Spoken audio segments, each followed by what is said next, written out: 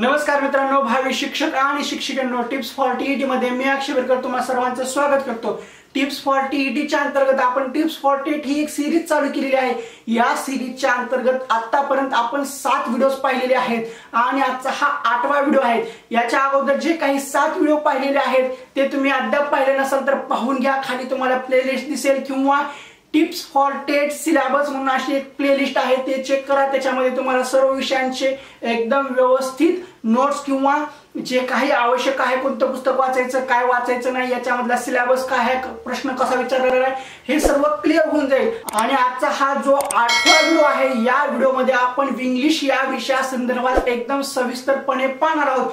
म्हणजे इंग्लिश या विषयामध्ये आपल्याला काय अभ्यास करायचा आहे आणि काय टाळायचं आहे एकदम व्यवस्थितपणे पाहणार आहोत। तर 2017 ला ज्यावेळेस टेटची एक्झाम झाली त्यामध्ये 30 पेपर झाले होते। त्या 30 पेपर मध्ये इंग्लिश हा विषय 10 ते 15 मार्क्सला पाहायला मिळतो। मग आता इंग्लिश या विषयामध्ये आपल्याला नेमका अभ्यास काय करायचा आहे, ग्रामर करायचा आहे का दुसरंच काहीतरी करायचं आहे? तर एक गोष्ट लक्षात घ्या, आपल्याला हा इंग्लिश हा विषय 2 टप्प्यामध्ये पूर्ण करावा लागतो। पहिला टप्पा व्याकरण म्हणजे ग्रामर। ग्रामर कंपल्सरी आहे, कोणतीही परीक्षा द्या ग्रामर विचारलं जातं, पण टेटला तेवढं ग्रामर विचारलं गेलं नाहीये, पण जेवढं विचारलं गेलेलं आहे ते सफिशियंट आहे। त्यासाठी आपल्याला ग्रामर करणं गरजेचं आहे। पण मागच्या वेळेस ग्रामर मध्ये काय विचारलं होतं? Article, direct indirect, change the voice असं ग्रामर विचारलं गेलं होतं। मग आता येणाऱ्या परीक्षेमध्ये बदलू शकतं, दुसरा प्रकार विचारला जाऊ शकतो। म्हणून आपल्याला ग्रामर पूर्णपणे कंपल्सरी आहे करणं।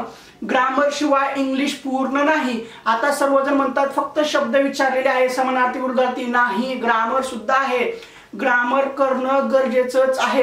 मग आता हे ग्रामर आपल्याला एकदम परफेक्ट कोणत्या पुस्तकातून करता येईल? तर बाळासाहेब शिंदे सरांचं जे पुस्तक आहे ते ग्रामर साठी एकदम सफिशियंट आहे, एकदम व्यवस्थितपणे मांडणी केलेली आहे, भरपूर उदाहरणं आहेत, ग्रामर एकदम पक्का होऊन जातं। आपण टीईटी ला सुद्धा अभ्यासलेला आहे, टेटला सुद्धा आपल्याला ग्रामर एकदम परफेक्ट होऊन जाईल। एकदम परफेक्ट केल्याशिवाय पर्यायच नाही आणि एकदम परफेक्ट करावंच लागेल।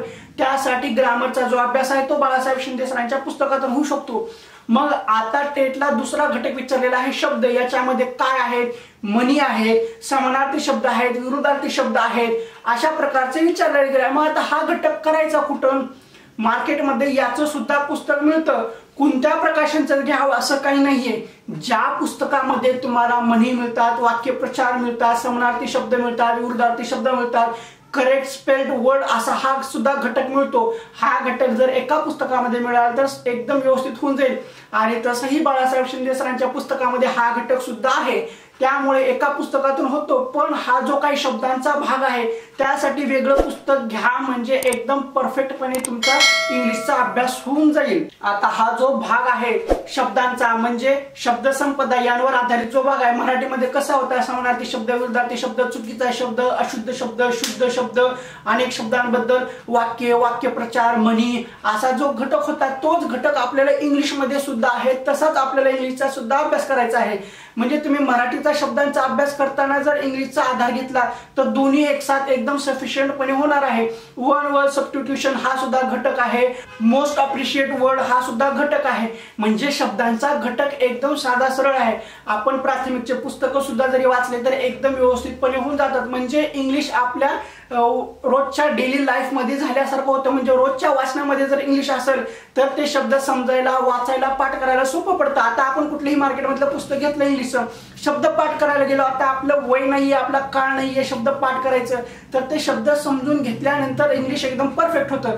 त्यासाठी रोज एखादा न्यूजपेपर जरी वाचला इंग्लिशचा तर मग आपल्याला इंग्लिश हे अंगवळणी पडतं। किंवा प्राथमिकचे पुस्तक त्याच्यातला एखादा दुसरा चॅप्टर रोज जरी वाचला तर इंग्लिश वाचल्यासारखं होतं। मग जर शब्द कळाला नाही तर ते डिक्शनरी घ्यायचं, डिक्शनरी घेऊन ते शब्द काय आहे, त्याचा अर्थ काय आहे, त्याचा समानार्थी शब्द काय, विरुद्धार्थी शब्द काय, त्याच्याबद्दल आणखी दुसरा शब्द कुठला येतो, हे आपण असं जर केलं तर इंग्लिश एकदम सोपं होऊन जातं। तर इंग्लिशमध्ये आपल्याला एवढाच अभ्यास करायचा आहे। एक तर ग्रामर कंपल्सरी आहे, जेवढं काही ग्रामर आहे ते सगळं ग्रामर कंप्लीट म्हणजे परिपूर्णच करायचंय। आणि त्यानंतर शब्दांचा घटक, शब्दांच्या घटकांमध्ये सगळाच घटक करायचा, कोणता सोडायचा नाहीये। म्हणजे इंग्लिशमध्ये काहीही विचारू शकतात, त्या दृष्टिकोनातून आपल्याला अभ्यास करायचा आहे। म्हणजे परीक्षेला एवढं आहे एवढंच करायला पाहिजे असं नाही, काहीही विचारू शकतात। आगामी काळ खूप अवघड आहे, काहीही बदल होऊ शकतो।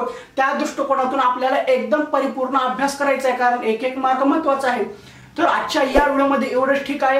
हा व्हिडिओ तुम्हाला कसा वाटला तो कमेंट बॉक्समध्ये सांगा। व्हिडिओ आवडला असेल तर व्हिडिओला लाईक करायला विसरू नका, शेअर करा आणि आमच्या चॅनलला सबस्क्राईब करा। लाल रंगामध्ये सबस्क्राईब बटन आहे ते दाबा, त्यानंतर जी घंटी आहे ती सुद्धा दाबा।